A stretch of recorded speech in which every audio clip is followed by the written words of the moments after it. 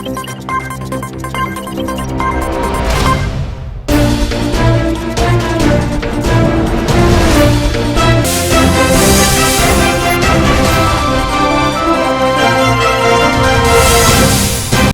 To A1 TV Telugu news. నేను భువన. Details చూద్దాం. జైతవరంలో జీఎస్టీపై అవగాహన సదస్సు నిర్వహించారు. ప్రజలకు నిత్యావసర సరుకులు, అవసరమైన వస్తువులు కొనుక్కునేటప్పుడు జీఎస్టీని అవసరం లేదని కండిఫరం పశు వైద్య అధికారి డాక్టర్ ఏసీహెచ్ జ్ఞానేశ్వర్ రెడ్డి అన్నారు. జైతవరం గ్రామ సర్పంచ్ కోడూరు సత్యవతి అధ్యక్షతన గ్రామంలో ప్రజలకు అవగాహన సదస్సు నిర్వహించారు. వ్యవసాయ ఉత్పత్తులు, పశువులకు సంబంధించిన మందులు విషయంలో కూడా జీఎస్టీ తగ్గింది అని అన్నారు. ఈ కార్యక్రమంలో ఎంపీటీసీ పి ముత్యాల నాయుడు, ఉప సర్పంచ్ ఈ చైతన్య, గ్రామ పంచాయతీ కార్యదర్శి వెంకటేశ్వర్లు ప్రజలు పాల్గొన్నారు.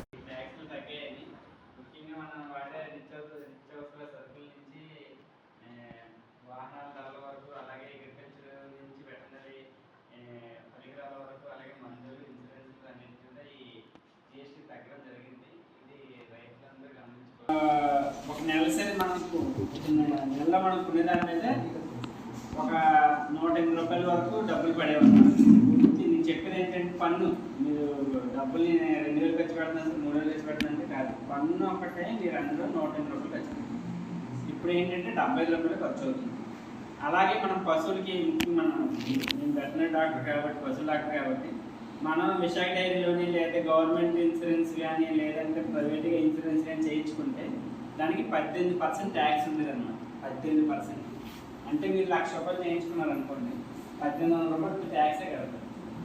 ఆడికి కట్టాల్సిన డబ్బులు కాకుండా ఆడంతా చెప్తారు, అది కాకుండా మళ్ళీ ఎక్స్ట్రా 1,800 ట్యాక్స్ కట్టాల్సి వచ్చింది. ఇప్పుడు ఏంటంటే ఆ ట్యాక్స్ తీసేశారనమాట.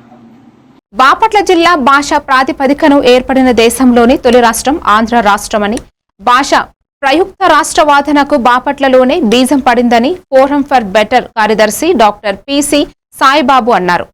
72వ రాష్ట్ర అవతరణ దినోత్సవ వేడుకలు ఫోరం ఫర్ బెటర్ బాపట్ల ఆధ్వర్యంలో టౌన్ హాల్లో ఘనంగా జరిగాయి. తెలుగు తల్లి విగ్రహానికి పూలమాలలు వేశారు. ఆంధ్ర రాష్ట్ర అవతరణలో బాపట్ల అద్భుతమైన పాత్రను పోషించిందని ఈ సందర్భంగా ఆయన పేర్కొన్నారు. ఈ కార్యక్రమంలో ఏరియా ప్రభుత్వ వైద్యశాల సూపరింటెండెంట్ డాక్టర్ కె సిద్ధార్థ, రచయిత్రి చిల్లర భవానీ దేవి, న్యూస్ పేపర్ క్లబ్ సభ్యులు తదితరులు పాల్గొన్నారు. మరి ఈరోజు ఆంధ్ర రాష్ట్ర అవతరణ దినోత్సవం 1953 అక్టోబర్ 1న మనకి ఆంధ్ర రాష్ట్రం సిద్ధించింది. ఆంధ్రప్రదేశ్ 1956లో భాష ప్రాతిపదికన ఏర్పడిన తొలి రాష్ట్రం దేశంలో ఆంధ్ర రాష్ట్రం. భాషా ప్రయుక్త రాష్ట్ర వాదం ఇక్కడే పుట్టింది, బాపట్లోనే. తెలుగు రాష్ట్రం కావాలనే డిమాండ్ ఇక్కడే బాపట్లోని ప్రథమాంధ్ర మహాసభలో. ఆ ఆలోచన మేము మద్రాసులో కలిసి ఉండాం. ప్రత్యేకంగా ఒక తెలుగు వారికి ఒక రాష్ట్రం కావాలి. ఆ పూనిక, దానికోసం ఉద్యమం 40 సంవత్సరాల పాటు జరిగింది. 1913లో జరిగితే ప్రథమాంధ్ర మహాసభ, 53లో ఆంధ్ర రాష్ట్రం సిద్ధించింది. 40 ఏళ్ళు ఉద్యమం జరిగింది. మరి తెలుగు వాళ్ళకి కొంచెం ఇన్స్పిరేషన్ ఇచ్చేవాళ్ళు ఉండాలి, ఉంటే తప్పకుండా వీరులు అవుతారు. అలా ఒక చైతన్యం వచ్చాక పార్లమెంట్లో దీని మీద చర్చ జరిగాక నెహ్రూ గారు డిక్లేర్ చేశారు ఆంధ్ర రాష్ట్రం. ఈ ఆంధ్ర రాష్ట్రము తర్వాత తెలంగాణ ప్రాంతం కలిసి విశాలాంధ్ర అయినా, ఇప్పుడు వాళ్ళు విడిపోయినా ఇది ఆంధ్ర రాష్ట్రం ఎప్పటికీ ఉంటుంది. ఆంధ్రప్రదేశ్ మనం ఈ రాష్ట్రంలో తెలుగును కాపాడుకుంటూ రాష్ట్ర అభివృద్ధికి, ముఖ్యంగా ఇక్కడ తర్వాత జనరేషన్స్ పిల్లలు కూడా ఉన్నారు కాబట్టి దేశానికి ఏం చేస్తాం, రాష్ట్రానికి ఏం చేస్తాం అనేది ఆలోచించుకుంటూ మీ కెరియర్స్ బిల్డప్ చేసుకోండి. మన తర్వాత బాపట్ల జిల్లా చీరాల నియోజకవర్గం సి మౌత్ అక్రమ నిర్మాణాలపై మత్స్యకారులు ఆందోళన చేశారు. బాపట్ల జిల్లా చీరాల ఓడరేవు, దానవాయిపేట, అడవిపాలెం గ్రామాలకు చెందిన మత్స్యకారులు బుర్ల వెంకట్రావు అనే వ్యక్తి అక్రమంగా సముద్ర ముఖద్వారం ప్రాంతాన్ని ఆక్రమించి రిసోర్స్ నిర్మిస్తున్నాడని ఆరోపిస్తూ పెద్ద ఎత్తున ఆందోళన చేపట్టారు. ఈ విషయంలో ఉన్నతాధికారులు పట్టించుకోవడం లేదని ఆవేదనతో వారు బాపట్ల జిల్లా కలెక్టర్ కార్యాలయం వద్ద నిరసన చేపట్టేందుకు భారీగా తరలివచ్చారు.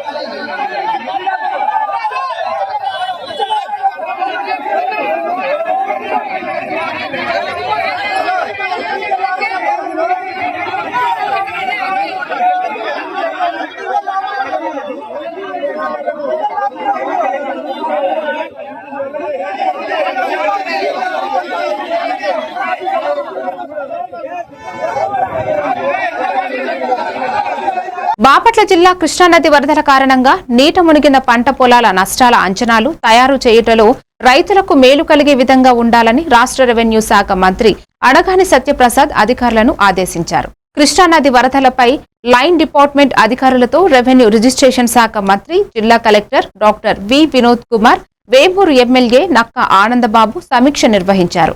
ఈ సందర్భంగా రాష్ట్ర రెవెన్యూ రిజిస్ట్రేషన్ మరియు స్టాంప్ శాఖ మంత్రి అనగాని సత్యప్రసాద్ మాట్లాడుతూ కృష్ణానది వరదల కారణంగా ఎవరూ నష్టపోకుండా జాగ్రత్తలు తీసుకోవాలని ఆయన తెలిపారు. ఈ సందర్భంగా నక్క ఆనందబాబు మాట్లాడుతూ వరదలు ప్రతి సంవత్సరం వస్తూనే ఉన్నాయని తెలిపారు. ఈ కార్యక్రమంలో జిల్లా వైద్య మరియు ఆరోగ్య శాఖ అధికారి డాక్టర్ విజయమ్మ, జిల్లా పంచాయతీ అధికారి ప్రభాకర్ తదితరులు పాల్గొన్నారు.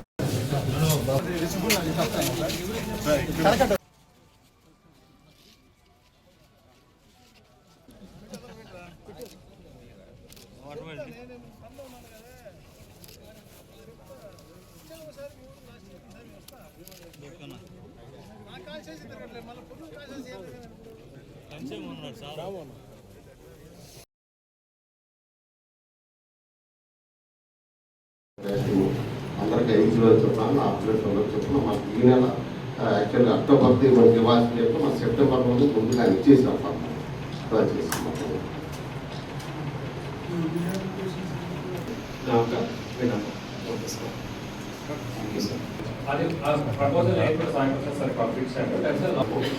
ఇమీడియట్ గా ఏమేమి మనకు ఆ ఇంటిగ్రిటీని మెయింటైన్ చేయడానికి ఒక ఇబ్బందులు చిన్న చిన్న ముక్కలకి కూడా ఉన్న ఆలోచన వచ్చింది. బాపట్ల జిల్లా చీరాల నియోజకవర్గం అనుమల్లిపేట శ్రీ మహాలక్ష్మమ్మ చెట్టు మందిరంలో జరుగుతున్న బతుకమ్మ ఉత్సవాలు 10వ రోజు అంగరంగ వైభవంగా జరిగాయి. వివిధ రకాల పుష్పాలతో బతుకమ్మలను అలంకరించుకొని మహిళలు భక్తిరస పరిమాణముతో పాటలు పాడుతూ ఆనందంగా నృత్యాలు చేశారు. ఈ సందర్భంగా 11 మంది ముత్తైదువులకు సుహాసిని పూజా కార్యక్రమం నిర్వహించబడింది.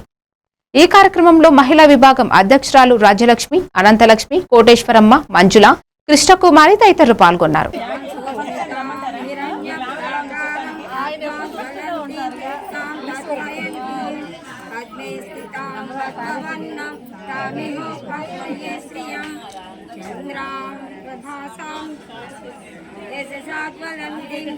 लोके देव दुष्टामुदानां सर्वमहं प्रपद्ये लक्ष्मीन्ने नश्यत्वां प्राङ्गृणे आदित्यवर्णे तपसोऽधि जातो वनस्पतिस्थौ वृक्षोधबिल्वः तस्य फलानि तपसानुदन्तु मायान्तराय लक्ष्मीः उपैतु मां देवसतः कीर्तिशमणिना सह आदिभूतोऽस्मिन् राष्ट्रेऽस्मिन् कीर्तिमूर्तिं ददातु मे शुद्धिपासामलां ज्येष्ठम् अलक्ष्मीं नाशयाम्यहम् अभूतिमसमृद्धिं च सर्वां निन्नुत मे गृहात् नन्दद्वारां दुराधर्षां नित्यपुष्टां करीषिणीम् ईश्वरीगं सर्वभूतानां कामिभूतमये श्रियं मनसत्काममाभूतिं वाचस्सत्यमसीमहि पशूनां रूपमन्यस्यां मैत्रिः श्रेतां यशः कर्तमेन प्रजाभूता जननी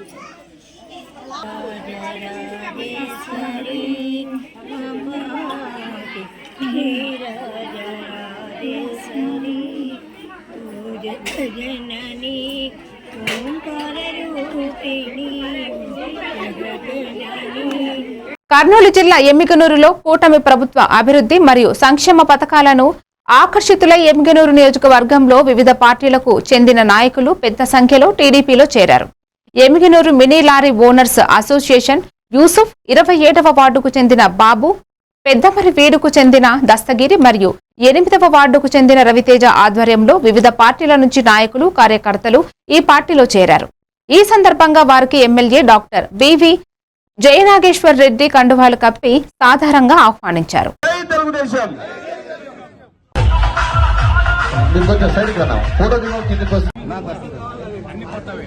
వర్ధిల్లాలి నారా చంద్రబాబు నాయుడు గారి నాయకత్వం, నారా చంద్రబాబు నాయుడు గారి నాయకత్వం, వర్ధిల్లాలి నారా లోకేష్ గారి నాయకత్వం. సన్మానిస్తున్నారు. ధన్యవాదాలన్నా. నాగరాజు, చాకలి రోగన్న, బోయ నాగరాజు, బోయ నాగన్న, సంక్షేమ పథకాలు 8వ వార్డు నుంచి ఈరోజు స్వచ్ఛందంగా నారా లోకేష్ బాబు గారు ఏదైతే మెగా డిఎస్సిని 16,000 పైచిలుకున్నటువంటి ఆ ఉద్యోగాలని 150 కేసులేసి వైసీపీ అడ్డుకోవాలని చూసిన తిరుగులేని విధంగా ఈ యొక్క డిఎస్సిని విజయవంతం చేసినందుకు ఉద్యోగాలు మెగా డిఎస్సిని అన్నిటినీ కూడా యువతకు బ్రహ్మాండంగా ఈ రోజు చేస్తున్నటువంటి అన్ని కార్యక్రమాలకు ఆకర్షితులై మేము కూడా తెలుగుదేశం పార్టీకి కూటమి ప్రభుత్వానికి అండగా ఉండాలని చెప్పి ఈ రోజు పసుపు కండుగా కప్పుకున్నటువంటి పెద్దమరివీడు, ఒంటెడిదిన్న, ఎమ్మెగనూరు టౌన్ లో ఉన్నటువంటి 2 వార్డులు, 8వ వార్డు, అదే రకంగా 26వ వార్డు, 27 నుంచి వచ్చినటువంటి నాయకులకు కార్యకర్త. కర్నూలు జిల్లా ఆదోని పట్టణంలో ఇవాళ నూర్ అహ్మద్ విలేకరి సమావేశంలో మాట్లాడుతూ ఆదోని మెడికల్ కళాశాల ప్రైవేటీకరణకు వ్యతిరేకంగా ఎస్ఎఫ్ఐ నాయకులు సేను అధ్యక్షతన ఎస్ఎఫ్ఐ ఆధ్వర్యంలో వివిధ సంఘాలు, పార్టీల నాయకులు హాజరయ్యారు. ఆదోని ప్రాంత ప్రజల హక్కుల కోసం పోరాడుతున్న సేను మరియు వివిధ సంఘాల నాయకులు పోరాడటం శుభపరిణామమని, ఇలాంటి పోరాట యోధుల వల్ల ఆదోని భవిష్యత్తు సురక్షితంగా ఉండబోతుందని ఆశాభావం వ్యక్తం చేశారు. ఈ రోజు మెడికల్ అయితే ప్రైవేట్ అయితే ఏమవుతుందంటే ప్రతిదీ డబ్బుతో కొనాల్సిన అవసరం ఉంటుంది.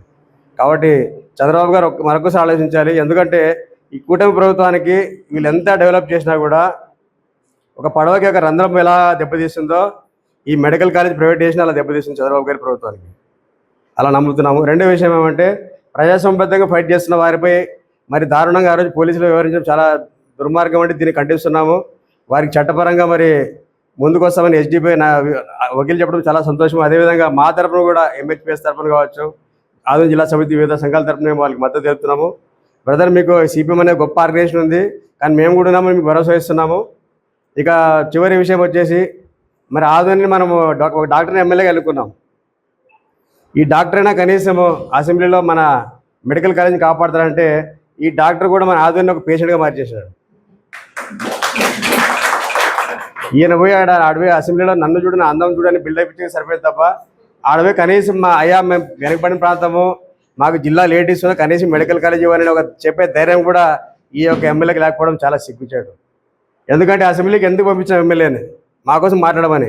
మా సమస్య పిల్లలు ఈరోజు జైలుకు పోయేంత వరకు ఫైట్ చేస్తున్నారంటే ఇంత పెద్ద సమస్య, మరి ఎమ్మెల్యే ఎందుకు మాట్లాడడం లేదని పార్థసారథిని సూటిగా ప్రశ్నిస్తున్నాం. కేవలం ఆయన ఏదో నెలకు జీతం తీసుకునేకో లేకుంటే ఆయన గొప్ప పెద్దరికం చేసుకోవడానికి ఎమ్మెల్యే గెలిపలేదు. కాబట్టి ఖచ్చితంగా ఎమ్మెల్యే పార్థసారథి గారు చాలాసార్లు చెప్పినాడు, ఏమన్నాడు, నేను చెప్తే మోడీ నా మాట తీసేయడన్నాడు. మరి పోయి మోడీతో కూర్చో. మరి డాక్టర్ బిఆర్ అంబేద్కర్ కోనసీమ జిల్లా అమలాపురం దసరా ఉత్సవాలు అందరూ ఆనందంగా జరుపుకునేందుకు ఎటువంటి అవాంఛనీయ సంఘటనలు జరగకుండా అన్ని శాఖల అధికారులు సిద్ధంగా ఉన్నామని ఆర్డీఓ కొత్త మాధవి అన్నారు. అమలాపురం మున్సిపల్ కార్యాలయం నందు RDO Madhavi, DSP TSRK Prasad, municipal commissioner V Nirmal Kumar, పట్టణ సిఐ వీరబాబు మీడియా సమావేశాన్ని నిర్వహించారు. స్థానిక గడియార స్తంభం వద్ద భారీ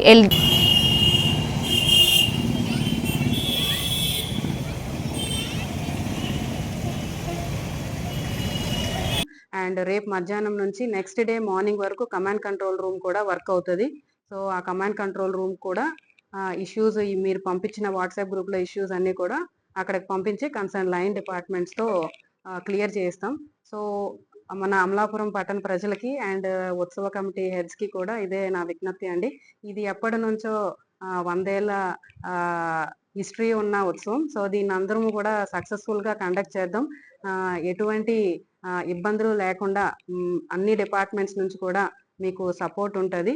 అదేవిధంగా మీరు కూడా ఎటువంటి గొడవలు కానీ ఇబ్బందులు కానీ లేకుండా, ముఖ్యంగా ఈ ఫైర్ క్రాకర్స్ ఏవైతే యూజ్ చేస్తున్నారో సో అవి కొంచెం జాగ్రత్తగా, ఆల్రెడీ మనకి నిన్న కూడా యాన్యువల్లో ఫైర్ ఇన్సిడెంట్ కూడా జరిగింది. సో ఫైర్ క్రాకర్స్ ఏమైనా యూజ్ చేసినా ఎటువంటి ప్రజలకి ఇబ్బంది లేకుండా యూజ్ చేసుకోండి. అండ్ క్రాకర్స్ మేడం గారు చెప్పారు, బాగా ప్రజలతో బాగా జామ్ ప్యాక్ అయిపోయి ఉండే కాబట్టి రోడ్డు మీద కాల్చే క్రాకర్స్ వలన ప్రమాదాలు జరిగే అవకాశం ఉంది. కాబట్టి సాధ్యంత వరకు ఈ రోడ్ల మీద క్రాకర్స్ కాల్చొద్దని వాళ్ళకి చెప్పడం జరిగింది. ఏదైనా ఆకాశంలోకి ఇలా తారాజువాలు అలాంటివి ఎక్కువ పెట్టుకోవడం జరిగింది. అది దానివల్ల ఎవరికి ఇబ్బంది ఉండదు, కాబట్టి ట్రాఫిక్ ప్రాబ్లం ఉండదు, డేంజర్ ఉండదు. సో ఈ కారణాల చేత అలా పెట్టుకోవడం జరిగింది. సో క్రాకర్స్ విషయంలో అలా ఒక నిర్ణయం తీసుకోవడం జరిగింది. ఇక డీజేలు విషయంలో కూడా వాళ్ళకి పరిమితులు పెట్టడం జరిగింది, వాళ్ళు ప్రజలకు ఇబ్బంది కలిగించకుండా. ఎందుకంటే మనకి ఇటీవల కాలంలో కొంతమంది ఏలూరు జిల్లా వైఎస్ఆర్సీపీ ఎస్సీసెల్ జనరల్ సెక్రటరీ తోటకూర Kishore A1 TV Telugu news యాజమాన్యం వారికి మరియు సిబ్బందికి విజయదశమి శుభాకాంక్షలు తెలియజేశారు. ఆయన మాట్లాడుతూ, గత వైఎస్ఆర్సీపీ ప్రభుత్వంలో మాజీ ముఖ్యమంత్రి జగన్మోహన్ రెడ్డి ప్రవేశపెట్టిన సంక్షేమ పథకాలు, అభివృద్ధి పథకాలు ప్రజలకు ఎంతగానో ఉపకరించాయని దానిని స్వర్ణయుగంగా అభివర్ణించారు. గత ప్రభుత్వం పేద విద్యార్థుల చదువుల కొరకు నిర్మించిన మెడికల్ కళాశాలలను ఇప్పటికీ ప్రభుత్వం ప్రైవేటు సంస్థలుగా అప్పగించడం అన్యాయమని వాపోయారు. A1 TV Telugu news channel యాజమాన్యం వారికి, సిబ్బంది వారికి మరి ప్రత్యేకమైన దసరా శుభాకాంక్షలు తెలియపరుస్తున్నాం. నా పేరు తోటకూర కిషోర్. మరి మన మాజీ ముఖ్యమంత్రి వైఎస్ జగన్మోహన్ రెడ్డి గారు ప్రవేశపెట్టిన మరి సంక్షేమ పథకాలు కానీ, అదేవిధంగా అభివృద్ధి పథకాలు కానీ ఎన్నో ఈ రాష్ట్రంలో గత 5 సంవత్సరాలు జరిగినాయి. మరి ఆయన మరి 17 మెడికల్ కాలేజీలు, అదేవిధంగా 6 మరి షిప్పింగ్ యార్డులు, అదేవిధంగా హార్బర్లు, అదేవిధంగా మరి 10,000 సచివాలయాలు, 10,000 ఆర్బీకేలు రైతు భరోసా కేంద్రాలు, మరి అదేవిధంగా చిన్నపిల్లలకి చదువులు మరి కోసం పిల్లల స్కూల్స్, గవర్నమెంట్ స్కూల్స్ డెవలప్ చేయడం, మరి ఆయన ఎన్నో, అదేవిధంగా ఆడవాళ్ళకి పెన్షన్లు, సంక్షేమ పథకాలు, ఆటో వాళ్ళకి డబ్బులు, ఆ విధంగా అమ్మఒడి, మరి పిల్లలకి స్కూలు, మరి బట్టలు అవన్నీ ఇవ్వడం జరిగింది. ఆ పరిపాలనా విధానం స్వర్ణయుగం అని చెప్పుకోవాలి. ఎందువల్లంటే అంబేద్కర్ గారి ఆశయాలు, మరి గాంధీ గారి ఆశయాలు గ్రామ స్వరాజ్యం, అదేవిధంగా అంబేద్కర్ ఆశయాలు మరి ప్రతి పేదవాడు అభివృద్ధి చెందాలనే కోరికతో ఆయన చేయడం జరిగింది. కనుక మరి ఈరోజు మనం జగన్మోహన్ రెడ్డి గారు ప్రవేశపెట్టిన మెడికల్ కాలేజీలని మరి ప్రైవేటీకరణ చేయడం అనేది నిన్న మేము ధర్నా చేయడం జరిగింది. ప్రైవేటీకరణ చేయడం అనేది చాలా దురదృష్టకరం. మరి ఆ విధమైన విధానాన్ని మరి పేదవాళ్ళు చదువుకోవడానికే గవర్నమెంట్ కాలేజీలు, కనుక పేదవాళ్ళు అభివృద్ధి చెందితేనే ఈ దేశం అభివృద్ధి చెందుతుంది. కనుక విశాఖపట్నంలో తెలుగు జర్నలిస్టు ఫోరంలో ఈ రోజు the royal palace station road వద్ద దసరా సంబరాలు ఘనంగా ఏర్పాటు చేశారు.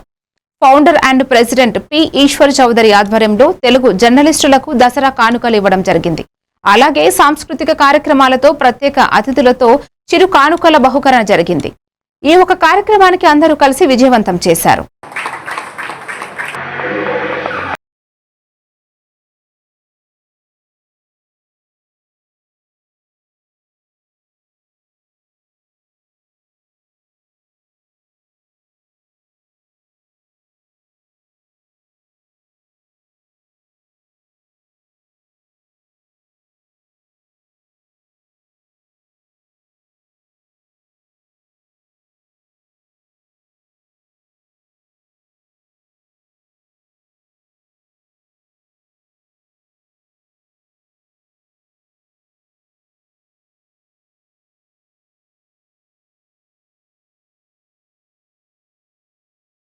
అన్ని జిల్లాల్లో కూడా తెలుగు జర్నలిస్ట్ ఫోరం సభ్యులు ఉన్నారు.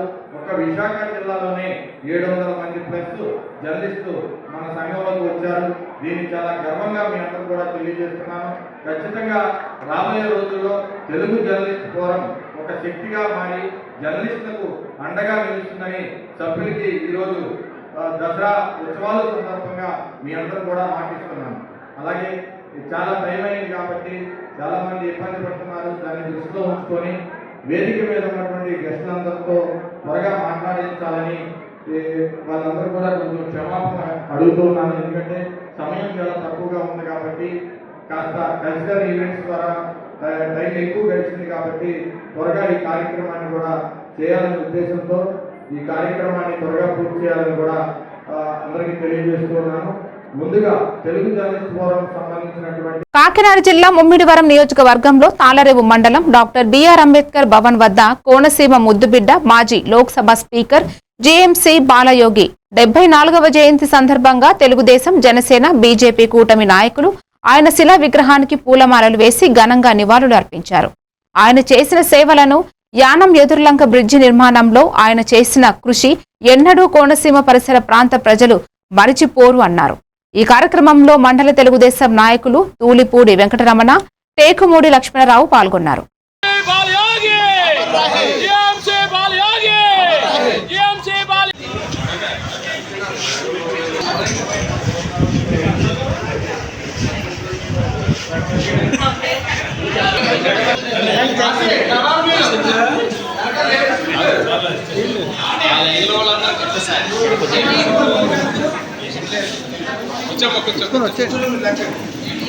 వచ్చేసి స్టెప్ బై స్టెప్.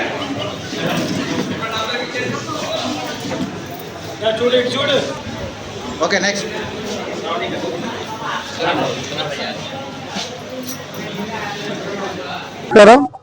ఈరోజు కాల్వ మండల తెలుగుదేశం పార్టీ ఆధ్వర్యంలో మాజీ లోక్సభ స్పీకర్ గారు గౌరవ శ్రీ జిఎంసి బాలయ్య గారి 74వ జయంతి సందర్భంగా ఈ యొక్క కార్యక్రమం ఏర్పాటు చేసుకోవడం జరిగింది. ఈ కార్యక్రమంలో పాల్గొన్నటువంటి కూటమి నాయకులందరికీ కూడా ప్రత్యేక నమస్కారాలు తెలియజేసుకుంటూ, కోనసీమ అభివృద్ధి కాకుండా ఉమ్మడి ఆంధ్రప్రదేశ్ అభివృద్ధి ప్రదాతగా శ్రీ జిఎంసి బాలయ్య గారిని అందరూ చెప్పుకుంటూ ఉంటారు. ఎందుకంటే ఆయన భారత లోక్సభ స్పీకర్ అయినప్పటికీ శనివారం, ఆదివారం వచ్చిందంటే మన కోనసీమ జిల్లాలో ఏ అభివృద్ధి కార్యక్రమాలు శంకుస్థాపన చేయాలి, ఏ అభివృద్ధి కార్యక్రమాలు ప్రారంభోత్సవాలు చేయాలనే ఆలోచనతోనే ఆయన ఉన్నంతకాలం కూడా పనిచేసి ఉన్నారు. ఇప్పుడు అదే వరవడిని వాళ్ళ యొక్క కుమారుడు హరీష్ మాధురి కూడా కొనసాగిస్తున్నారు. బాలయ్య గారి ఆశయ సాధన అయినటువంటి రైల్వే ప్రాజెక్ట్ కానివ్వండి. డాక్టర్ బిఆర్ అంబేద్కర్ కోనసీమ జిల్లా అమలాపురంలో లోక్సభ మాజీ స్పీకర్ జీఎంసీ బాలయోగి 74వ జయంతి సందర్భంగా జయంతి వేడుకలను అమలాపురం పార్లమెంటు సభ్యులు గంటి హరీష్ బాలయోగి ఘనంగా నిర్వహించారు. ఉదయం తన నివాసంలో పూజా కార్యక్రమం నిర్వహించి ఎంపీ అనంతరం స్వగ్రామమైన ఎదుర్లంక గ్రామంలో జరిగిన బాలయోగి జయంతి వేడుకలలో పాల్గొన్నారు. బాలయోగి విగ్రహానికి గ్రామస్తులతో కలిసి పూలమాలలు వేసి నివాళులు అర్పించారు. స్థానిక ఎమ్మెల్యే దాట్ల సుబ్బరాజు, ఎమ్మెల్సీ పేరాబత్తుల రాజశేఖర్తో కలిసి మహిళలకు చీరలు పంపిణీ చేశారు. అనంతరం స్థానిక జిల్లా రవాణా శాఖ కార్యాలయ ఆవరణంలో ఉన్న బాలయోగి విగ్రహానికి పూలమాలలు వేసి ఎంపీ హరీష్ బాలయోగి నివాళులు అర్పించారు. ఈ కార్యక్రమంలో కూటమి నాయకులు, కార్యకర్తలు పాల్గొన్నారు.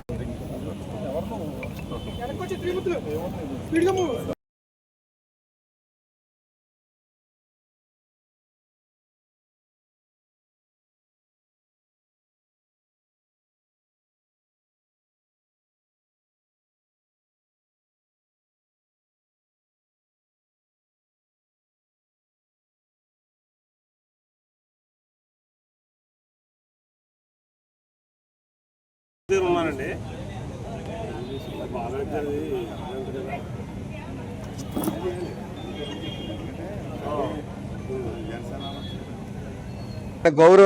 ఆయనకు ఉన్న గౌరవాన్ని ఏమాత్రం తగ్గించకుండా ఆయన అందరినీ కలుపుకుంటూ, మరి ఆయన ఆశయాలు ఏదైతే ఇంకా ఫుల్ఫిల్ అవ్వలేదో ఆ ఆశయాలన్నీ కూడా ముందుకు తీసుకెళ్లే విధంగా హరీష్ గారు పనిచేస్తా ఉన్నారు. అలాగే ఈ కోనసీమ అభివృద్ధికి మేమందరం కూడా కృషి చేస్తా ఉన్నాం. గత ప్రభుత్వంలో ఎక్కడ అభివృద్ధి అనేది నోచుకోలేదు.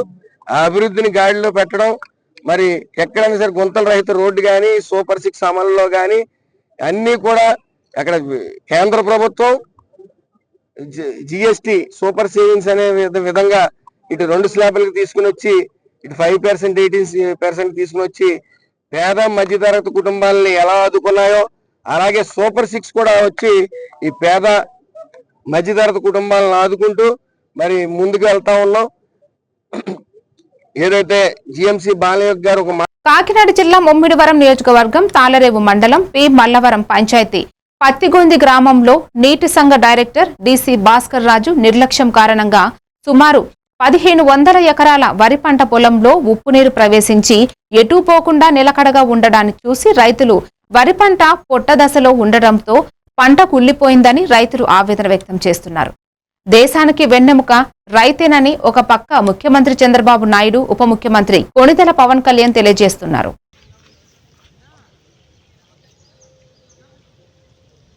పట్టించుకుంటలేదండి. ఈ నాయకులను అడిగాం, ఇటువంటి పట్టించడం మాకు రావట్లేదు. ఇది మీరు తొందరగా చేయాలి. లక్షలాది పెట్టుబడులు పెట్టేసి ఉన్నామండి. ఈ పెట్టుబడులు ఏమవుతాయో ప్యాంట్లు వేసుకున్నారంటారేమో, లెక్కర్లు కడేసి రాలేదు.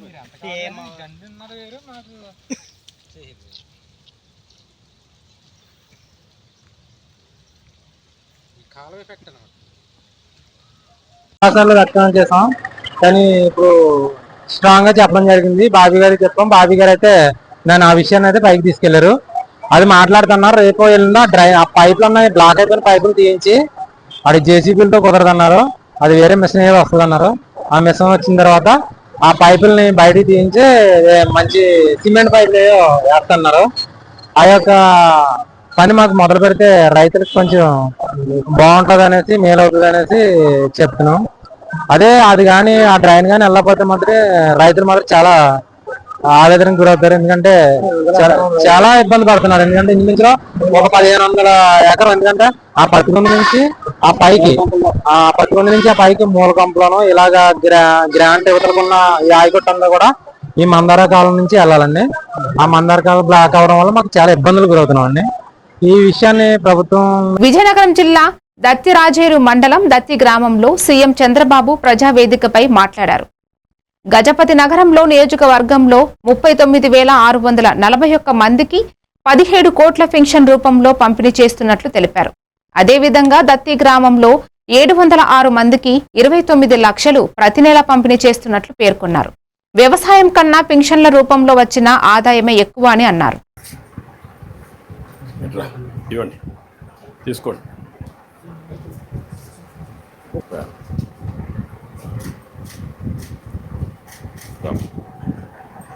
రామ్మా.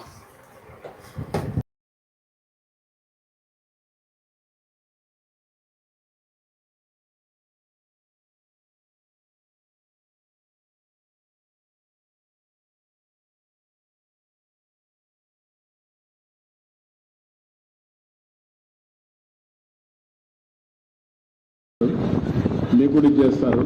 నమ్మకమైన సహోదరులు దసరా శుభాకాంక్షలు. రేపు రాబోయేది మళ్ళీ దీపావళి వస్తుంది. దీపావళికి కూడా అడ్వాన్స్ కంగ్రాచులేషన్, శుభాకాంక్షలు. ఇప్పుడు పండగలే పండగలు. ఒకప్పుడు పండగ చేసుకోవాలంటే చాలా ఇబ్బందులు. ఈరోజు ఎవ్వరికీ ఇబ్బంది లేదు. ప్రతి నెల మొదటి తారీఖు వస్తుందంటే అదొక పింఛన్ల పండగ అని చెప్పి నేను మీకు తెలియజేస్తున్నా. దేశంలోనే కాదు ప్రపంచంలోనే ఎక్కడా ఇవ్వని విధంగా ఆర్థిక భరోసా కల్పించే ఏకైక ప్రభుత్వం ఎన్డీఏ ప్రభుత్వం. అది ప్రభుత్వానికి పేదల పట్లుండే అభిమానం. గజపతి నగరం నియోజకవర్గంలో 39,641 మందికి ఇస్తున్నాం. 17 కోట్లు ఇస్తున్నాం. మీ దత్తి గ్రామంలో మరిన్ని అప్డేట్స్ తో మళ్ళీ కలుద్దాం. Stay tuned to A1 TV Telugu news.